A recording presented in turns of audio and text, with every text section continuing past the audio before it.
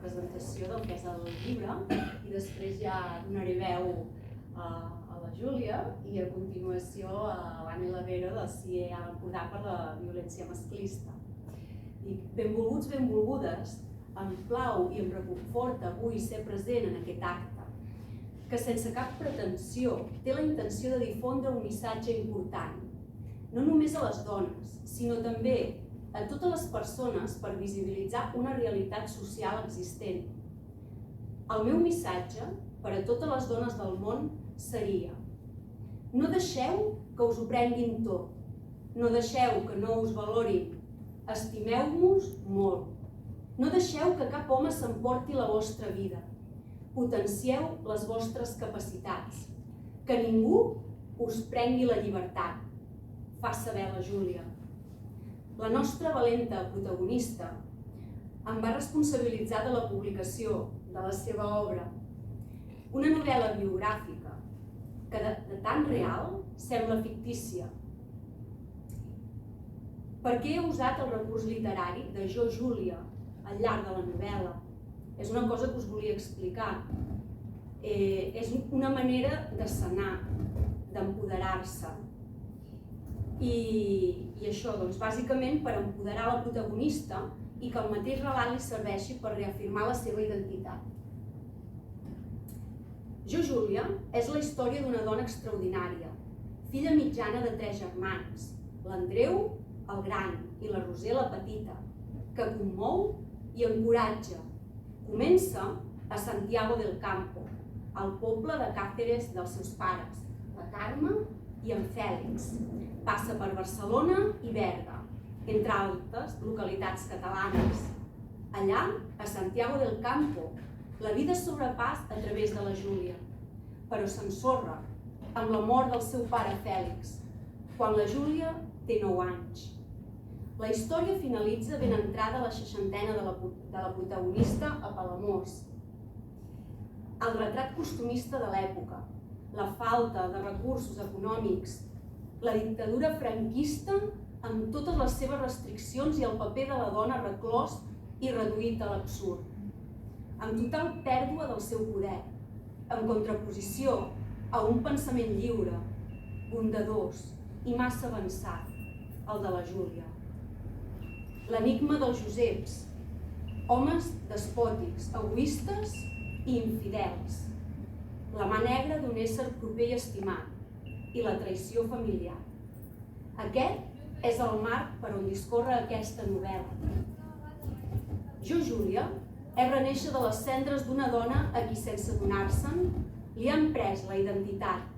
És un crit a la llibertat, a ser dones completes, madures i independents. A parer meu, si és que es pot tenir una opinió concreta de la finalitat de la vida, diria jo que és créixer. Talment les plantes i els animals ho fan. Talment la pluja colpeja la terra per abeurar-la. Talment. La vida de la Júlia ha anat encaminada a assolir aquesta fita. Per tant, a parer meu, és una vida d'èxit. Obrir-te com les flors i desprendre l'essència particular del teu perfum que et caracteritza. Altrament, dins nostre, portem la llavor dels nous començaments de cicles vitals. Transcriure la vida de la Júlia ha sigut tan apassionant com emocionant. I dic emocionant en el sentit emotiu. Una història corprenedora, captar els sentiments i les emocions de la protagonista, posar-me a la seva pell per transmetre al lector la màxima comprensió i enteniment. Així que, gràcies, Júlia, per aquesta oportunitat que m'has donat. Moltes gràcies a tu, Mercè.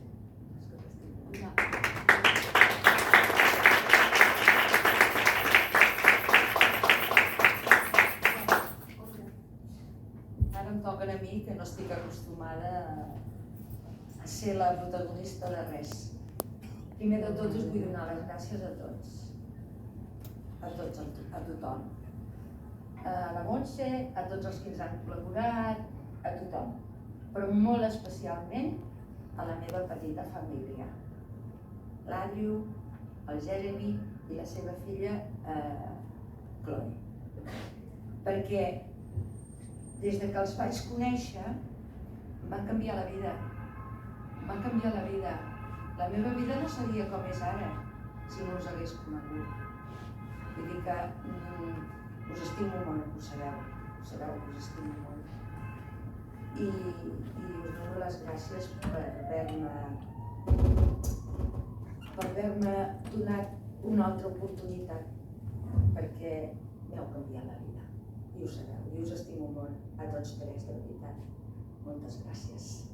I després també als meus amics que estan aquí, la Sara, la seva filla, la Mari, la seva àvia, el David, la seva dona i la seva filla.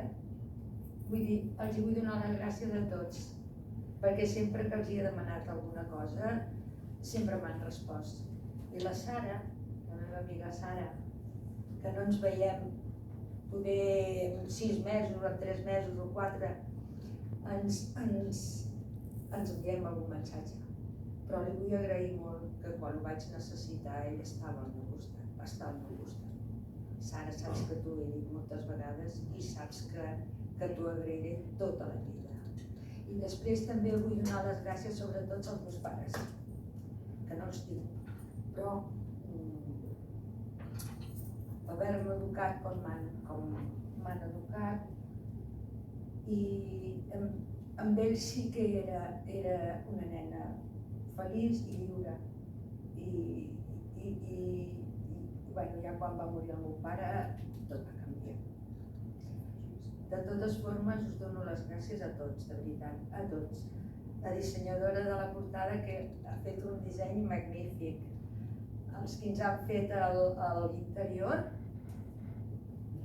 també heu fet un treball magnífic i us estic molt agraïda, molt agraïda.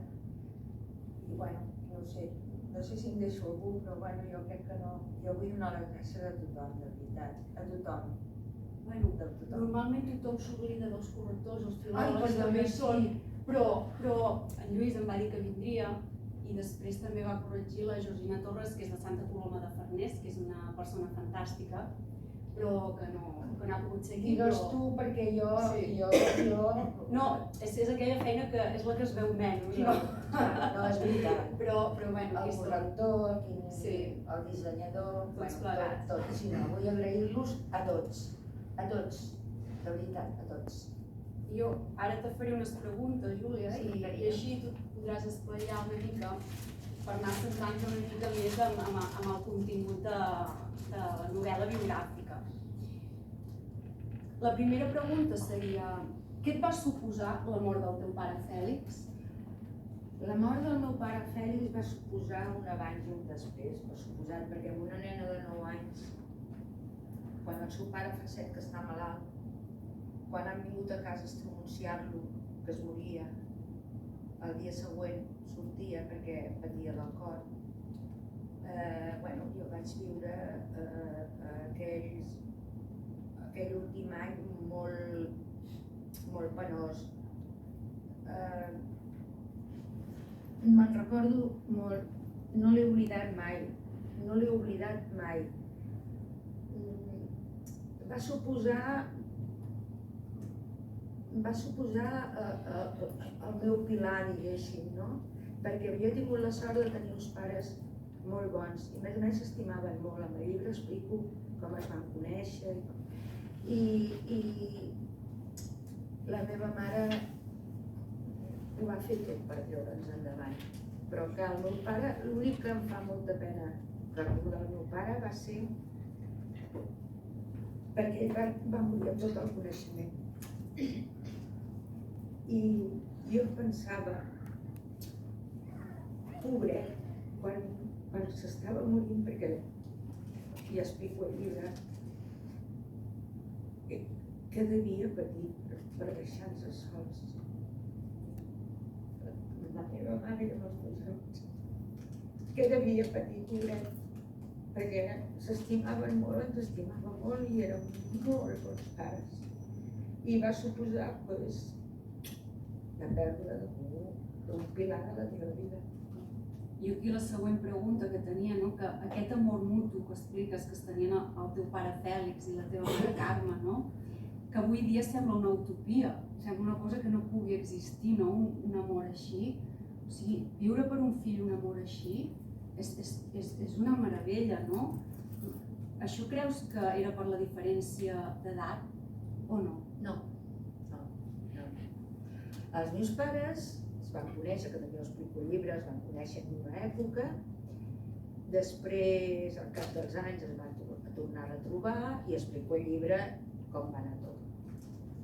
Però la meva mare, el meu pare, és que l'estimava moltíssim. I el meu pare, la meva mare, també. I a casa meva hi havia un respecte